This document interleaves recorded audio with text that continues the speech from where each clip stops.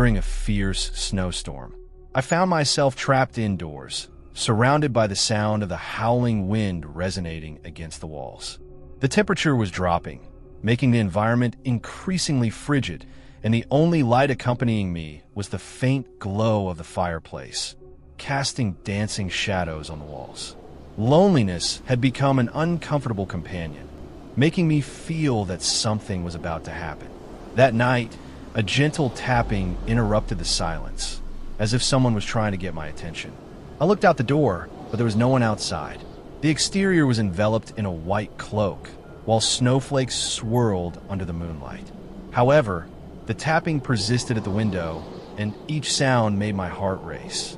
I asked myself if it was just the solitude making me imagine things, but the regularity of the taps left me uneasy. At first, I thought it could be the snow hitting the glass, but it wasn't merely that. It was a rhythmic tapping, almost human-like, as if someone were deliberately trying to alert me. The taps grew more frequent, and my heavy breathing echoed in the moments of silence. When the anxiety began to feel oppressive, I resolved to get up and go to the window. With a mix of nervousness and curiosity, I approached the window, my heart pounding in my chest. Each step felt heavy, and the sensation of being watched intensified. My fingers trembled as I reached for the curtain and pulled it back slowly, but there was nothing, just a sea of snow illuminated by the faint light of the moon. Nevertheless, the feeling that I was not alone remained, and before I could sit back down, the tap echoed once more, louder, as if it were closer now. My breath caught in my throat, and a growing sense of danger filled the air. Like something beyond my comprehension, my instincts began to scream that I needed to act. I looked again out the window, this time with more resolve. As the moonlight bathed the exterior of my field of vision, I saw a shape among the shadows. It was an indistinct figure, almost like a silhouette, but it was there, watching. Adrenaline surged through my veins as I tried to process what was before me. The tapping on the window could be a warning, and now this presence was slowly becoming real. Whispers and murmuring voices began to echo in my mind, blending doubt and concern. I wanted to believe it was just my mind playing tricks, but the nuances of loneliness began to transform into something more tangible, something that was undeniably present.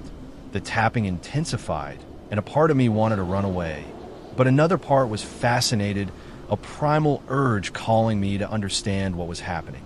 I decided to take a moment to breathe and regain my composure. I looked around, trying to reconnect with reality. It's just the solitude playing tricks on you, I reminded myself, mantra-like. But in that instant, the tapping morphed into a subtle scratching, a sound that seemed to want to break me from that illusion. I pressed my hands against the window and looked closer, and then I saw an eye, a single dark iris gleaming in the space where the moonlight was allowed. Time stagnated. The air grew dense and heavy with the tautology of my own uncertainty. The face became clearer as I leaned in closer. I didn't know whether to feel fear or compassion. What person was there? And why weren't they speaking? Whatever was there watching me, the feeling that I needed to take action was becoming increasingly unbearable. The penetrating gaze of that figure had an intensity that seemed to connect directly with my deepest fears. The presence that had once felt like a mere figment of my imagination was now a reality that demanded to be faced, and the idea that someone was waiting for me out there paralyzed me with fear. I remained in a trance, unable to move. The tapping at the window silently transformed into a push, an appeal that begged me to open the door and let the visitor in. The darkness outside contrasted sharply with the comforting warmth within, and I found myself caught between the desire to uncover the truth and the instinct to stay safe. "Dear, what are you doing?" A friend's voice echoed behind me, interrupting my focus. The unspoken questions hung in the air. "Are you being foolish? What are you doing looking out the window when you should be away from it?" I was pulled back, a thread of sanity cutting through my hypnotic enchantment. With one last glance at the form in the darkness, I stepped back and turned away. "Nothing. I just needed some air," I replied, unsure if any explanation could justify the situation. But the part of me pulsing with fear knew that the presence outside demanded more than just my attention. As the figure continued to linger as a ghostly image in my mind, the question became more insistent. Why wouldn't this visitor reveal itself? As time unfolded, the visitor remained fixed in my thoughts. The rest of the night turned into a struggle between maintaining sanity and accepting the horror of what might be lurking.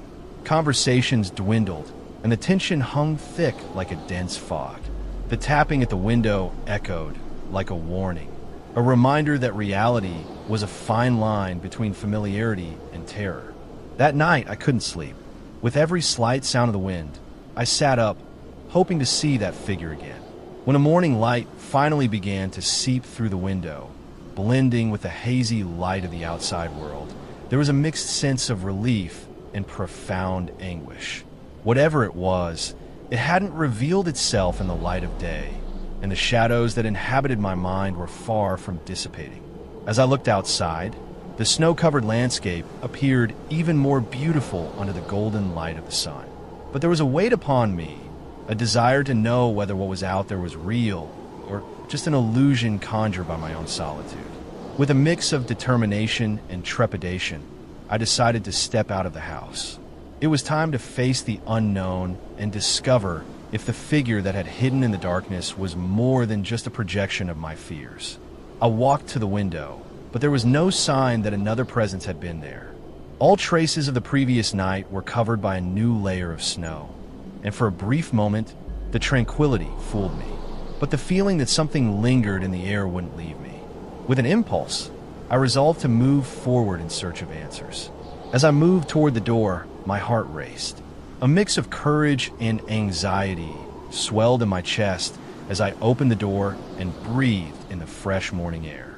I glanced around, the snow stretching out like a cloak around me, but there was nothing but emptiness, clean and peaceful. As I stepped forward, the tapping transformed into a resonant echo of answers. I gathered my courage and advanced into the vacant space, determined to seek out the presence that haunted me. What would be hiding? Whatever had manifested in the darkness of the night could not escape now. As I walked through the deep snow, a new tapping began to echo in my mind, and I knew that the truth I was seeking was about to reveal itself, waiting for me to be ready to confront it.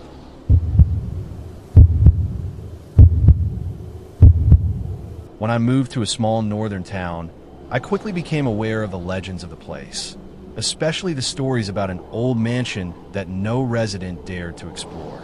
It was a colossal building surrounded by tall, skeletal trees, with dusty windows that looked like dark eyes watching every movement. The aura that enveloped it was oppressive, as if the very wind carried secrets screaming to be uncovered. One day, during a snowstorm that turned the town into a kingdom of white, my curiosity overcame my hesitation. The howling gusts of wind outside only heightened my desire to discover what lay within those walls. With snow falling relentlessly, I decided to go there, convinced that there was more than just shadows and stories waiting inside. When I approached the mansion, a strange sensation enveloped me. The old door, covered in ice, creaked as I opened it, revealing a dark and dusty interior. The smell of mildew filled the air, pushing me forward despite my fear. The darkness felt like it was clinging to me, but the only light I had came from my cell phone, struggling to illuminate the ghostly scene before me. As I took my first steps, something inside me warned me to turn back, but the adrenaline of discovery was irresistible. The silence inside the house was deafening, interrupted only by the sound of snow accumulating against the windows. And then, amidst all that darkness, the first thing that caught my attention was an old wardrobe, partially open, with clothes hanging inside, as if someone had hastily left. The clothes were certainly from the past. A faded dress made of fine fabric, a dusty coat, and even a hat with a ribbon. It was as if their stories were waiting to be told, and a curious yet dark wave washed over me. What had happened there? A shiver ran down my spine as I imagined someone who had once inhabited that space. But the feeling that I was not alone quickly diverted my thoughts. I tried to ignore the growing unease, but the atmosphere around me shifted abruptly. The creaking of the house, which had seemed normal before, grew more intense, and a light pressure formed in my chest.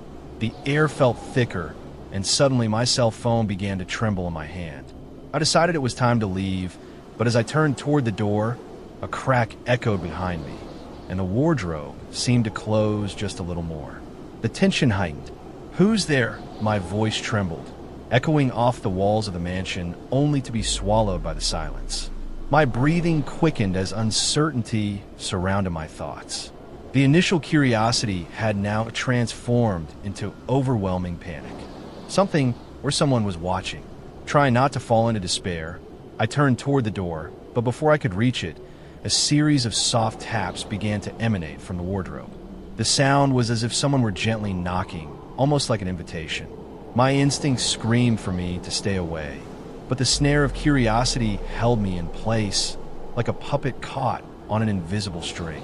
My hands trembled as I hesitated, my mind wrestling between reason and intuition. Something inside me said, "You can't open this." But driven by an uncontrollable impulse, I moved closer to the wardrobe, the light from my phone slowly highlighting the dried and faded clothes hanging like lost souls. As I approached, the tapping became more insistent, sending a chill down my spine. It was almost as if the garments were patiently waiting for someone, and the air around me thickened with palpable anxiety. My heart beat so loudly it felt like it echoed off those silent walls. With a trembling hand, I reached for the wardrobe door, and for a brief moment, I hesitated. What could be waiting inside? The certainty that I might not be alone in that house echoed in the recesses of my mind. But curiosity overpowered fear, and I pushed the door open. The door creaked with a lament, revealing a dark and dusty space where the clothes mingled with the scent of mildew. But that wasn't what worried me the most. There was something else. At the back of the wardrobe, something gleamed. I leaned in to get a better look, and as I focused the light from my phone, I realized it was a small object, something that resembled a finely carved wooden box. With a surge of impulse, I reached out and grabbed the box, assessing its weight and texture. Before I could analyze it further, a sudden sound erupted from deep within the house, a deep crack that resonated like a scream. My stomach turned, and instantly my survival instinct kicked in. I needed to get out of there, and quickly. I carefully placed the box back in its place and stepped away from the wardrobe. With my heart racing, I headed toward the door, but an oppressive sensation began to wash over me once again. Whatever was there regarding my presence seemed to intensify. The tapping that once felt like a call transformed into a dark warning. My difficulty in finding the exit made me feel as if I were trapped in a nightmare. Then, the main door of the house creaked, slamming against the wall with a force I knew was not the wind, and a wave of cold swept through the room. The air thickened, and the response of something invisible watching me became palpable. With a desperate impulse, I saw that the clothes hanging seemed to sway slightly, as if dancing to the rhythm of the wind that filled the space. In that instant, the light from my cell phone flickered before dying completely, plunging me into utter darkness. Despair flooded over me, and I turned to run for the exit, but a movement quickly interrupted my path. A figure materialized before me, shrouded in shadows, a faint silhouette of someone I did not recognize. My rapid breathing became a deep echo as I struggled to regain my composure. "Who's there?" I asked, my voice barely a whisper. But the figure did not respond. Instead, it seemed to move with a fluid motion, slowly approaching me. As I looked closer, I realized it was a pale face, disconnected from what I expected, like a memory of something buried in the depths of other times. I knew I could hesitate no longer. I noticed the flickering of the shop outside, and the snow began to drift in through the ajar door. Whatever was watching me was waiting for the right moment to confront me.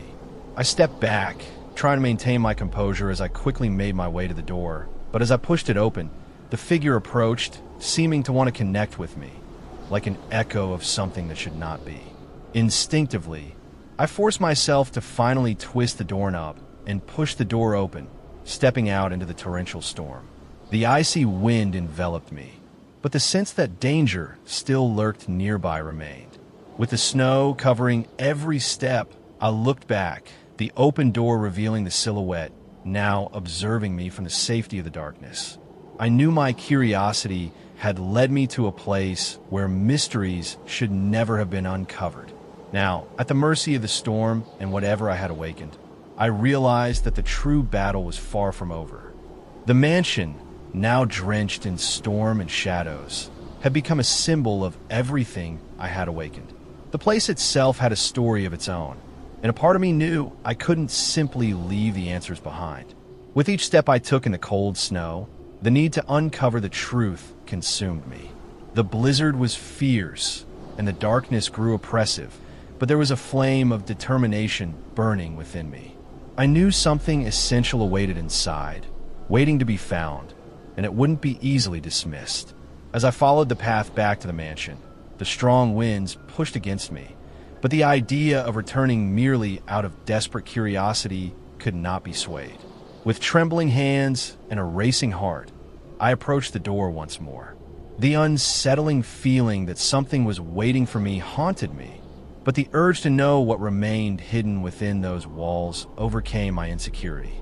That figure that had appeared to me seemed to represent more than just a fright.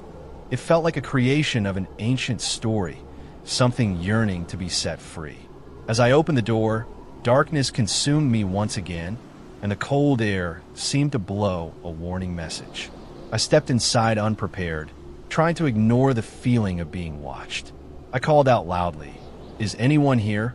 but received no answer, only the empty echo of the house. The flashlight illuminated the walls, revealing the marks of time, but the feeling that the house had its own secrets hung in the air. I quickly made my way to the wardrobe, drawn to it like a magnet. The wooden box I'd seen before was now in my mind, and I needed to find it again. Upon reaching it, I found the wardrobe with the door ajar, the clothes hanging inside appearing more intense, as if they were alive. My anxiety escalated with each movement I made. I approached slowly, my heart racing in my chest. With a trembling hand, I reached out to grab the box. Its weight was unexpected, and as I opened the lid, a wave of cold enveloped me. Inside were yellowed letters and old photographs, and one portrait in particular made me pause. A woman with a deep gaze who seemed strikingly familiar, though I couldn't place where I had seen her. As I glanced back at the clothes, a crack echoed behind me. I wasn't alone. Another silhouette materialized between the shadows, and the same pale face from the wardrobe was now closer, more defined. The figure seemed trapped between time, a specter manifesting through the haze of the blizzard and memory. "What do you want from me?" I couldn't help but ask. It hesitated, as if its words were buried in the same shadows that concealed it. But a soft voice finally emerged. "Freedom. Find what was lost, and the men who have erred must learn from their mistakes." I felt the weight of those words. The connection between the woman and the portrait, her intensely penetrating gaze, and this apparition began to make sense. What was the tragic story that linked me to them? With courage born from desperation, the feeling that there must be a greater purpose in my quest overcame my initial fear. Thus, the connection deepened, and as I looked again into the box, I realized there was something more inside, a worn and faded diary. As I opened it, a life marked by laments and fears unfolded in my hands, and I realized that the truths I had been seeking were all there, waiting to be uncovered. The answers would finally dissolve the shadows. And so the blizzard continued to howl outside, but I was no longer alone. The story of those clothes began to intertwine with mine, and the feeling of fear slowly transformed into a new determination. The shadows no longer frightened me, for I knew that the only way to move forward was to face the ghosts of the past and bring to light the darkest secrets. As the words of the specter echoed in my mind, a sense of empowerment began to replace the fear that had dominated me before. With the diary in hand, the truth was finally within reach, signing my destiny in a secret dance between past and present. What had happened in that house, with those who had come before me, was about to be revealed. I turned the yellowed pages, the handwritten letters seeming to pulse with the life of the one who had penned them. It was the story of a woman who lived there, her dreams and laments etched in every line. As I read, I journeyed through her memories, learning about the solitude and fear she had faced. She often expressed her desire for freedom, but also the weight of a guilt that bound her to that mansion. One name repeated several times captured my attention. Amelia. She was the woman in the portrait. I realized that her story was not just an isolated recollection, but a lament that echoed through time. The presence I had seen was not an evil entity, but Amelia herself, trapped between worlds, eager to reveal the truth of her past. Feeling an intense connection, I decided that I needed to release this force. Every sentence I read seemed to encourage me to delve deeper. The complete truth lay there, and Amelia allowed me to uncover her story as a form of liberation. The communication that the presence had used to alert me that night was not a warning call, but a plea for help. As more stories unfolded on the pages, a part of the narrative turned into a riddle, mentioning a lost item hidden somewhere in the house, a precious necklace that could now provide the spirit a way to be free. As the blizzard howled outside, I realized that discovering where it was hidden had become a mission not just for me, but an act of compassion for someone who had lived through terrifying torment. With newfound inspiration, I left the wardrobe and moved toward the other rooms in the house, now determined to find the necklace. The atmosphere around me felt charged with restless energy. My senses were heightened, and something within me seemed to know I was on the right path. The old walls appeared to whisper encouraging words, as if the house itself were supporting me. In every room I explored, Amelia's story became more vivid, from her joys at parties to the sadness of goodbyes. But what had trapped her there? As I opened a dusty door leading to a dark basement, my heart raced. It was here that the mystery could be unveiled. Through the light of my lantern, I looked around, and with each step, the air became cooler, as if the house were breathing. It was in this dark and damp space that I found a decorated box hidden under wooden planks. With a decisive gesture, I opened the box, and inside, the necklace shimmered under the gentle light of the lantern. The glow seemed to pulse, as if it were waiting to be rediscovered.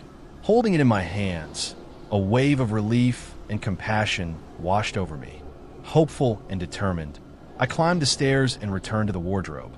The presence I had known earlier had vanished, but my feelings of connection were stronger than ever.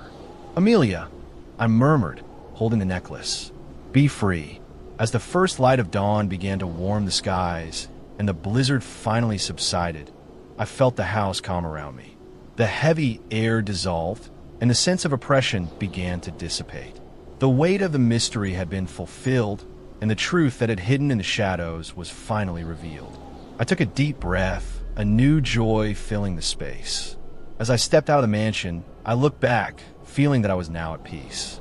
Amelia could be free, and I, the explorer who sought the truth. The snow was beginning to melt under the first rays of sunlight, each flake transforming into tiny, glistening droplets. The house, once shrouded in shadows and mysteries, now appeared almost radiant in the daylight. The feeling of having brought to light the truth of someone who had lived long ago filled me with a profound and refreshing relief. As I walked away from the mansion, a smile spread across my face. The weight that had accompanied me throughout the night now seemed to have dissipated, and a lightness accompanied each step I took on the melting snow. What had once been a place of terror had now transformed into a sacred space, a site of reconciliation with the past. The echoes of the experiences I had lived within those walls would remain etched in my mind, and a new understanding emerged within me. What had drawn me to explore the mansion was not only curiosity, but an inner quest for the truth that also resided within me.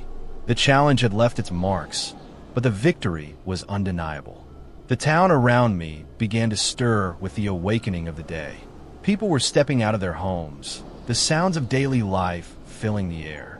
I looked down the road ahead, where one of the locals' coats fluttered timidly in the breeze. I remembered how the legends surrounding the mansion had shaped life in that small town, weaving tales of fear and detachment. What astonished me the most was realizing that all the secrets and mysteries the town held could be part of a journey similar to mine. The curiosity behind the legends could open paths to more stories and lessons. By deciding to actively participate in the life around me, I could share the truth I had uncovered and inspire others to face their fears. I looked one last time at the mansion, now illuminated by the morning sun. A feeling of gratitude filled my heart.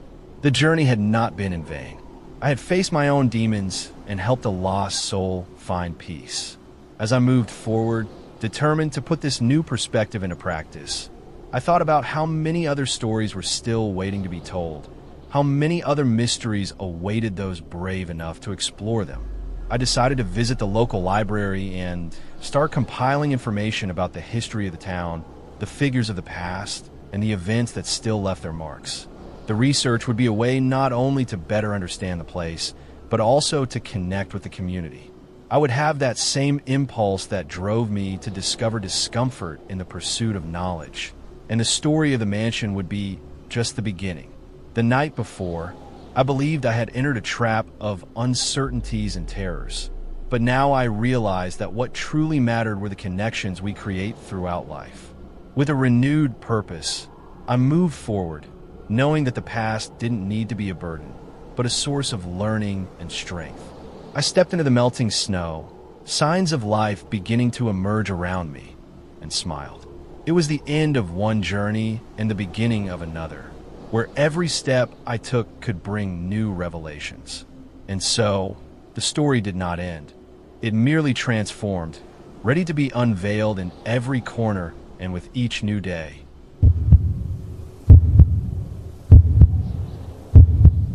The last memory I have is of the car skidding on the ice-covered road, a slide that felt slow and inevitable, followed by complete darkness. When I regained consciousness, the intense and biting cold enveloped me, and I soon realized I was alone in a snow-covered forest. Tall, imposing trees towered around me, their heavy branches bending under the weight of fresh snow. An oppressive sense of loneliness began to settle in. Looking up, the sunlight barely managed to break through the white mantle covering the sky, rising in a gloomy manner. As I got to my feet, the reality of the situation began to solidify. I needed to find help. I forged my way through the snow piled up to my knees, the chill penetrating my bones and making each movement an exhausting effort. My thoughts began to intertwine with despair as the consciousness of my solitude became a heavy burden. As I walked, something caught my attention in the distance, a column of smoke rising against the gray sky. What seemed like a sign of hope quickly transformed into a shadow of doubt. The smoke could mean the presence of other people, perhaps a shelter or a cabin. But at the same time, a sinister feeling began to grow within me, as if something hidden was lurking, watching every move I made. Forcing myself to push aside that unpleasant thought, I decided I should approach the smoke. The cold was intensifying, and each breath became a battle against the relentless reality. I passed between the trees, the snow crunching beneath my feet, and the shadows around me seemed to come alive, as if the forest itself was steeped in secrets waiting to be revealed. As I drew closer, the smell of smoke became stronger, but strangely, there was no sign of fire nearby. It was as if the dark smoke rose mysteriously from a place that couldn't be seen. My instincts began to scream, and the feeling that something was wrong intensified. The cold enveloping my body was no longer the only terrifying thing there. Navigating through a path between the trunks, I reached a small clearing and looked around, but everything appeared desolate.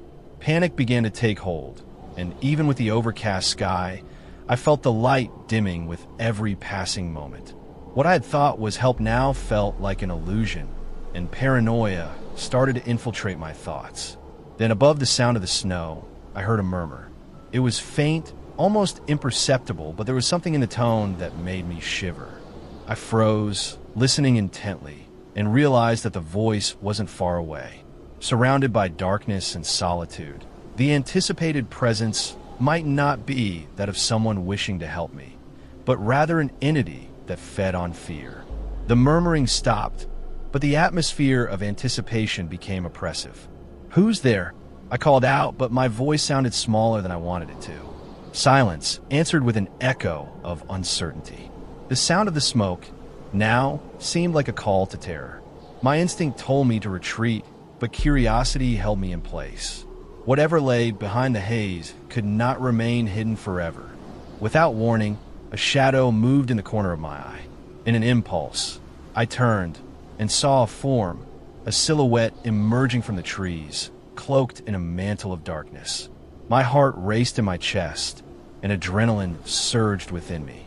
The figure appeared humanoid, but its proportions were distorted, as if the shadows around it shaped it in a uniquely terrifying way. I struggled to believe what I was seeing, and the echo of the murmurs still reverberated in my mind. The instinct for survival prevailed, and I slowly backed away, keeping my eyes fixed on the entity. There was something undeniably powerful about it, something that exuded an imposing presence. The smoke that had drawn my attention now swirled around its form, as if linking the figure to the approaching mist. What should have been a sign of help was now turning into a dark warning. The silhouette began to move in my direction, and fear morphed into panic. "What do you want?" I yelled, my voice trembling as I tried to maintain my composure. But the figure did not respond.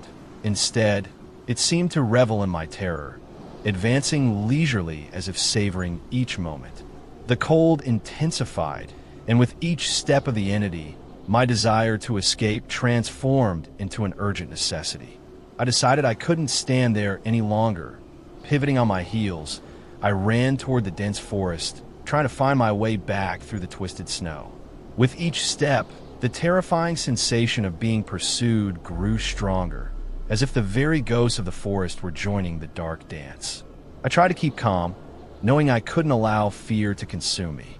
But the dancing shadows and echoing whispers coalesced into a symphony of terror in my ears. What had once been a distant echo now became an acute complaint, as if nature itself were trying to warn me of the consequences of my reckless curiosity. As desperation guided me back, a light appeared in the distance. For a brief moment, I thought it could be a sign of help, my eyes fixed on that promising glow cutting through the mist. But with survival instinct taking over, I gathered my energies and returned to the path. As I trudged through the snow, the entity before me gradually lost its form, leaving a trail of darkness in its wake. I moved with a mix of hope and fear, anticipating that the light ahead might be a salvation waiting for me. When I finally got closer and saw that it was what appeared to be an abandoned cabin, relief began to wash over me. I positioned myself beside the worn door, a plea echoing in the silence. "Please, someone, I'm here," I shouted, my voice filled with desperate urgency. But the cabin remained in sepulchral silence. Knowing that the dark presence was not far away, I pushed the door open forcefully. It creaked as it revealed a dark and dusty interior. As the moon cast its beams through the gap, I realized that the cabin was empty, but once again, the sensation that something was lurking enveloped me. The heavy atmosphere made my heart race. Whatever had been unleashed during that search had not vanished. I felt the shadows drawing near once more. Unable to stand still, I moved deeper into the darkness, and as I stepped away from the door, I noticed something on the wall, a framed photograph. It was the same woman I had seen in my dream earlier, with bright eyes and a mournful expression. A chill ran down my spine as I understood that I was a part of her story, and that somehow I needed to help her find rest. The blizzard began to intensify outside, but within the cabin, the darkness served as a reminder of what was at stake. I was not only fighting to survive, but battling to bring to light, to unleash truths that needed to be revealed. With that, a new determination filled me, and I promised that I would not let fear dominate me again. Her expression was a mix of sadness and nostalgia, and as I studied the photograph, An overwhelming clarity washed over me. The need I felt to help her grew stronger as I remembered what I had read in the mansion's diary. She had not merely existed there. She had been a vital part of its history. I needed to find a way to grant her the liberation she had never had. Driven by an inner strength, my determination grew as I resolved that I could run no more. Whatever had been watching me from the shadows would no longer be a burden to carry. With my heart filled with courage, I decided to explore every corner of that cabin, searching for even the faintest trace of that woman's presence. As I moved through the dark room, every detail began to take shape. The walls etched with scratch marks, and other old objects like dusty furniture and rusted utensils seemed to tell their own story. The atmosphere was heavy, but as I relived Amelia's life, I understood that she deserved to be remembered and not merely be a forgotten memory lost to time. Finally, upon reaching a small room in the back, I found a chest covered in dust. The rusty lock seemed to beckon me, as if it held the answers I sought. I inspected the box, and with a gentle push, I opened it. My breath caught at what lay inside. A collection of yellowed letters, each marked by time. With trembling hands, I began to flip through the letters, and in each one, I found details about Amelia's life, her loves, her hopes, and, more alarmingly, her fears regarding the figure that had imprisoned her in her own home. Through the written words, I realized that the storm was not merely a force of nature, but a manifestation of her despair. When I read the last letter, I understood that the figure that had followed me, the presence I could not see, was the very torment of her life. Amelia had been a victim of traumas that trapped her in an endless cycle of loneliness and anguish. This was not just a ghost. It was the echo of her unfulfilled life, a reflection of experiences she had never been able to share. With the sudden comprehension of what I needed to do, I took the necklace I had found in the mansion's wardrobe, the only thing that could liberate her spirit. As I raised the necklace toward her photograph, I felt as if the atmosphere was holding its breath, waiting for the act that would restore her connection to the world she had left behind. Slowly, I placed the necklace over her photograph, and in a whisper, I said, "Amelia, you are not alone. I am here to set you free." The light from the lantern began to shine more brightly, and a wave of cold swept through the room, but it was not a threatening presence. It was as if a gentle force were approaching, a deeply comforting and welcoming energy. At the back of the cabin, the darkness began to dissipate. I could feel that Amelia was there, finally free from her chains. The weight of guilt and despair that had filled the house was vanishing, and light began to penetrate the space, coloring the previously dark places. The memories of the house and its secrets were being redefined. The blizzard outside started to ease, and I knew that the storm that had trapped me there along with its torments had finally come to an end. What had once seemed like a place of horror was now becoming a sanctuary of liberation. Looking out the window, the outside world was finally illuminated by the sun, and a new day began to unfold. And so, as I exited the cabin for the last time, a sense of peace settled within me, knowing I had fulfilled my purpose. Amelia's legacy was now intertwined with the history of the house, and the shadow that had once loomed over me had dissipated. Glancing out the window, I saw the snow-covered landscape, but this time it did not seem bleak. It seemed like a new beginning. As I walked away from the mansion, a wave of gratitude enveloped me. Amelia's memories were now a part of me, each emotion she had experienced resonating within my own story. The freedom she had found reflected in the soft morning light, and with each step taken, I felt the weight of our intertwined lives beginning to transform into something beautiful and meaningful. The path to the town was bathed in golden light, and as I approached, I could sense the very narrative of the community waiting for me. I could share Amelia's story, speak of that house, and the freedom I had helped to provide. And in that sharing, perhaps many others would also find solace and understanding in their own quest for liberation. Finally, upon arriving in town, the residents began to emerge from their homes, their expressions of surprise transforming into curiosity upon seeing me. The storm had passed, and I knew that my experiences could be part of a larger dialogue about dealing with pain and grief. Deep down, there was an unbreakable connection between all of us, and Amelia's story was a light that could now be shared. "You must have been through a lot," an elderly woman approached and said, and I saw compassion in her eyes.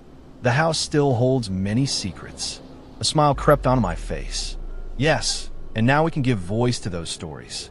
I was surrounded by a community willing to listen, and in that moment, I realized that each of us carries experiences that can help reveal truth and offer freedom to others. In the following days, I shared Amelia's story with anyone who wished to listen, and the narrative spread throughout the town like a fresh breeze.